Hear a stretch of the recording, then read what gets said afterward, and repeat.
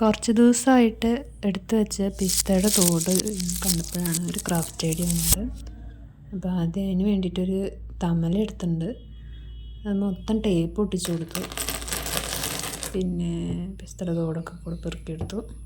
പിന്നെ നമുക്ക് വേണ്ടത് ഫെവിക്കോളാണ്, അതും സെറ്റ്.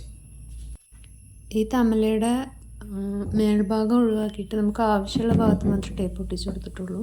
എന്നിട്ട് തിരിച്ച് വെച്ചിട്ട് ഓരോ പിസ്തത്തോടായിട്ട് എടുത്ത് അതിൽ ഫെവിക്കോൾ അത്യാവശ്യം നല്ലോണം ഫെവിക്കോൾ അപ്ലൈ ചെയ്തിട്ട് തിരിച്ച് വെച്ച് ഇതുപോലെ ഒട്ടിച്ചു കൊടുക്കാം. ഒട്ടിക്കാൻ നല്ല പാടാണ്. ഫെവിക്കോളിൽ പിസ്തത്തോട് ഒഴുകി പോകുമായിരുന്നു. അപ്പോൾ കുറച്ച് നേരം പ്രസ് ചെയ്ത് വെച്ചിട്ട് ഒന്ന് ഫിക്സ് ചെയ്തെടുക്കാം. അങ്ങനെ നമ്മൾ ഒരു ലെയർ കംപ്ലീറ്റ് ആയിട്ട് ഒട്ടിച്ചു കൊടുത്തു. എന്നിട്ട് അത് തിരിച്ച് വെച്ചു. കുറച്ച് നേരം ഡ്രൈ ആവാൻ വേണ്ടി വെച്ച ശേഷം വേണം ഇങ്ങനെ വെക്കാൻ, അല്ലെങ്കിൽ പിസ്തത്തോടൊക്കെ കൊച്ചിയിൽ വെച്ച കൊയിലാണ്ടിയിൽ എത്തണ പോലെ ഇരിക്കും. അതിനുശേഷം നമ്മൾ മുഴുവനായിട്ട് മേൾഭാഗത്തല്ല അതിൻ്റെ അടിഭാഗത്ത് നല്ലപോലെ ഗം അപ്ലൈ ചെയ്ത് കൊടുക്കുക. എന്നിട്ട് ഓരോ പിസ്തത്തോടായിട്ട് അടുപ്പിച്ച് വെച്ച് അറേഞ്ച് ചെയ്ത് വെച്ച് കൊടുക്കുക.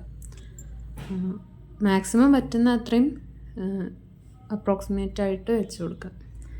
അത് കംപ്ലീറ്റ് ആയിട്ട് കവർ ചെയ്ത് വരുന്ന വരെ പിസ്തത്തോട് അറേഞ്ച് ചെയ്യാം.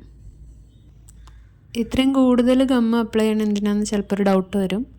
അത് ലാസ്റ്റ് ഡ്രൈ ആവുന്ന സമയത്ത് നമ്മൾ പിസ്ത തോടുകളൊക്കെ മൊത്തം തമ്മിൽ ഒട്ടിയിരിക്കാൻ വേണ്ടിയിട്ടാണ് ഇത്രയും അധികം കുറച്ചധികം തന്നെ ആയിട്ട് ഗം അപ്ലൈ ചെയ്ത് കൊടുക്കുന്നത്. എന്നിട്ട് ഈ തമ്മിൽ തിരിച്ച് വെച്ചിട്ട് നമ്മൾ ഓരോ ലെയറായിട്ട് ഒട്ടിച്ചെടുക്കുകയാണ് പിസ്തത്തോട്.